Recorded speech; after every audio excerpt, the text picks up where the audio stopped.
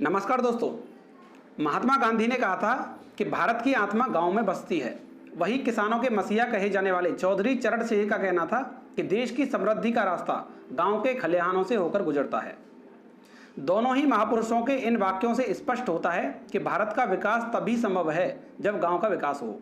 उनका दृढ़ विश्वास था कि गांव की स्थिति में सुधार करके ही देश का समग्र विकास संभव है। ग्रामीण भारत विकास के लिए ही पंचायती राज व्यवस्था अस्तित्व में आई थी, मगर जैसे जैसे वक्त गुजरता गया ऊपरी स्तर पर चलने वाला भ्रष्टाचार ग्राम स्तर पर भी होने लगा। पंचायती राज व्यवस्था की पहली सीढ़ी ग्राम पंचायत के विकास के लिए चुने गए ग्राम प्रधानों द्वारा कभी नियमों को ताक पर रखकर अपने चहेतों को आबादी की जमीन में से प्लॉट बांटे गए, तो कभी सड़क निर्माण में धांधली कर मोटी रकम हड़पी गई। इन सब भ्रष्टाचारों का विरोध ग्रामीणों द्वारा कभी खुलकर ना हो सका। इसका सबसे बड़ा कारण है ग्रामीण परिवेश में ग्रामीणों के अंदर जानकारी का अभाव। ना जाने कितनी योजनाओं के बारे में विस्तृत जानकारी ग्रामीणों को नहीं हो पाती। गिने चुने मामलों को छोड़कर पात्र अपात्र और सही गलत के फेर में ग्रामीण उलझे रहते हैं और कभी भ्रष्टाचार के खिलाफ मुखर होकर आवाज नहीं उठा पाते हैं। और भ्रष्टाचारी लोग लगातार अधिकारियों के साथ मिल बांटकर ग्राम विकास के लिए आए हुए पैसे से खुद का विकास करते रहते हैं। मगर अब समय के साथ लोगों में बदलाव आया है। केंद्र के साथ ही दर्जनों राज्यों में जब सत्ता परिवर्तन हुआ तो दशकों से चले आ रहे भ्रष्ट तंत्र में कुछ हलचल मची। बेशक भ्रष्टाचार पूरी तरह से खत्म नहीं हुआ, मगर सिस्टम को पारदर्शी बनाने की कोशिशों की बदौलत भ्रष्ट तंत्र की नींव जरूर हिल गई। आज गांव के अंदर पढ़ा लिखा युवा जागरूक होकर विभिन्न योजनाओं के बारे में ऑनलाइन जानकारी इकट्ठा कर सिस्टम में लगी इस घुन के खिलाफ आवाज उठा रहा है। ऐसे ही एक शिक्षित युवा से हम आपको आज रूबरू कराने वाले हैं। देश की प्रतिष्ठित यूनिवर्सिटी अलीगढ़ मुस्लिम विश्वविद्यालय से कानून की पढ़ाई कर चुके और पेशे से वकील देवेश कुमार मालन ने भ्रष्टाचार के खिलाफ आवाज उठाने की शुरुआत अपने गांव से ही की है। दशकों तक अपने मूलभूत अधिकारों से वंचित और शोषित ग्रामीणों की आवाज बने देवेश कुमार मालन ने गांव के अंदर पनप रहे भ्रष्टाचार के खिलाफ न सिर्फ आवाज उठाई बल्कि उसे अंजाम तक भी पहुंचाया। दरअसल अलीगढ़ जिले की ग्राम पंचायत हजियापुर में शौचालय निर्माण में धांधली का मामला सामने आया। इस मामले में जिलाधिकारी चंद्रभूषण सिंह द्वारा ग्राम प्रधान सोनू उर्फ रजनीश समेत तत्कालीन सचिव और वर्तमान सचिव से लगभग 13 लाख रुपए की रिकवरी के आदेश दिए हैं। साथ ही ग्राम प्रधान के अधिकार सीज कर दिए गए हैं। अधिकारियों द्वारा गांव में जाकर की गई जांच में सामने आया कि न सिर्फ दर्जनों अपात्र परिवारों को शौचालय आवंटित कर दिए गए, बल्कि कई परिवारों को आवंटित होने के बाद भी शौचालय की राशि नहीं मिल सकी है। साथ ही अधिकतर शौचालय अधूरी हालात में मिले, जबकि कागजों में इनका निर्माण पूरा हो चुका है। कई परिवार ऐसे थे जिनके नाम से एक ही परिवार के एक से अधिक लोगों के नाम शौचालय की धनराशि स्वीकृत करवा ली गई थी, जबकि उन परिवारों में आज तक एक भी शौचालय का निर्माण नहीं हो सका है। पीड़ित परिवारों को आज भी खुले में शौच जाने को मजबूर होना पड़ता है।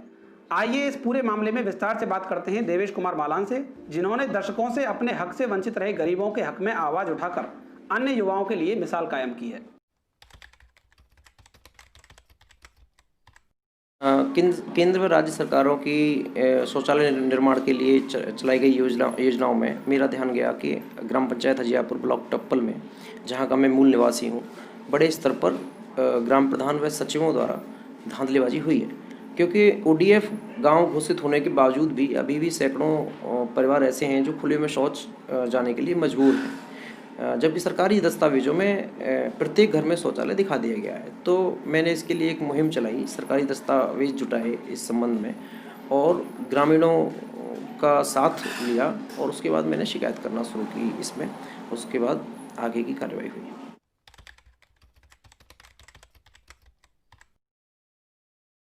स्वच्छ भारत मिशन ग्रामीण के तहत केंद्र सरकारों द्वारा 237 कुल शौचालय ग्राम पंचायत के लिए आवंटित हुए थे, जिसमें से सरकारी दस्तावेजों में 164 शौचालय निर्माण दिखाया गया। उनका लगभग 73 शौचालयों का निर्माण नहीं दिखाया गया था, लेकिन कुल पैसा 237 शौचालय को निकाला गया था। उसके बाद 17 शौचालय एक दूसरी योजना एलओबी के अंतर्गत आए। उसके अलावा 109 शौचालय एनएलओबी योजना के अंतर्गत गांव को आवंटित हुए।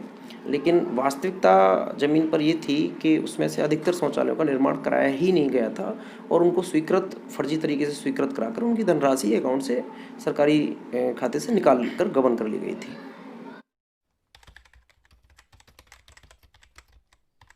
में जब पीड़ितों ने अपनी लिखित में शिकायत दी, लगभग 40 से 42 शिकायत मेरे पास लिखित में आई। उन शिकायतों को मैंने आगे बढ़ाया, जिला प्रशासन से लेकर लखनऊ मुख्यमंत्री कार्यालय और प्रधानमंत्री कार्यालय तक उस शिकायत को मैंने भेजा। उसके बाद CDO ने इसमें जांच टीम गठित करते हुए DPRO को जांच अधिकारी बनाया। DPRO ने डिस्ट्रिक्ट कंसल्टेंट जिया अहमद खान के साथ गांव का दौरा किया और मौके पर पाया कि जो शिकायत की गई है वो सत्य है और आधे से ज़्यादा लगभग शौचालय मौके पर नहीं पाए गए और जो भी पाए गए वो मानकानुसार बनाए नहीं गए थे। तो इस तरह से उन्होंने गबन की पुष्टि की अपनी जांच में और ग्राम प्रधान और तत्कालीन सचिव और वर्तमान सचिव को दोषी पाते हुए उन्होंने अपनी रिपोर्ट DM को सौंपी। उस रिपोर्ट को आधार बनाकर DM अलीगढ़ चंद्रभूषण सिंह ने प्रधान के अधिकार सीज करते हुए रिकवरी लगभग 13.5 लाख रुपए की रिकवरी के आदेश दिए तीनों से, ग्राम प्रधान, तत्कालीन सचिव और वर्तमान सचिव से।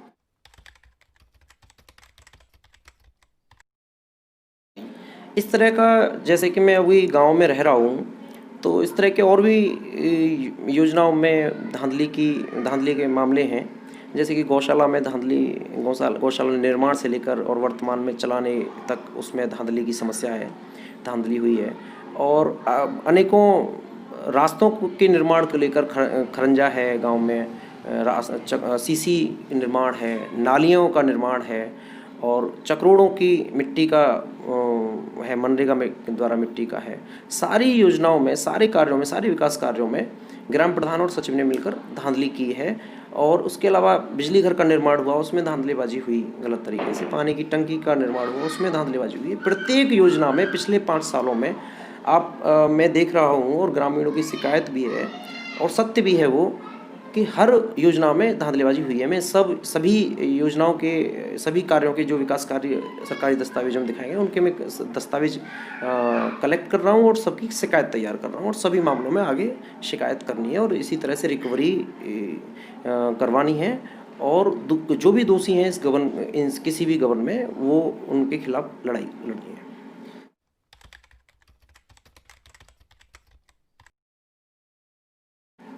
हर व्यक्ति का कर्तव्य है कि अपने समाज के लिए, जिस समाज में रह रहा है, अपने देश के लिए हर स्तर पे कहीं ना कहीं अपना योगदान देना चाहिए। चाहे वो कि लड़ाई किसी भी तरह की हो सकती है। और मेरा कहना है कि अगर व्यक्ति थोड़ा सा शिक्षित है, जागरूक है अपने समाज के प्रति और कुछ अपना कर्तव्य बोध है उसके अंदर, तो कोई मुश्किल काम नहीं है। और क्योंकि आजकल शासन और प्रशासन में पारदर्शिता बहुत है, लोकतंत्र है, आपकी समस्या सुनी जाएगी, बशर्ते कि आपकी दृढ़ इच्छा शक्ति हो, लगन हो और किसी चीज़ से डरे नहीं। तो हर ऐसे दोषियों को आप और ऐसे गबन के मामलों को आप उजागर कर सकते हैं और दोषियों को सजा दिलवा सकते हैं।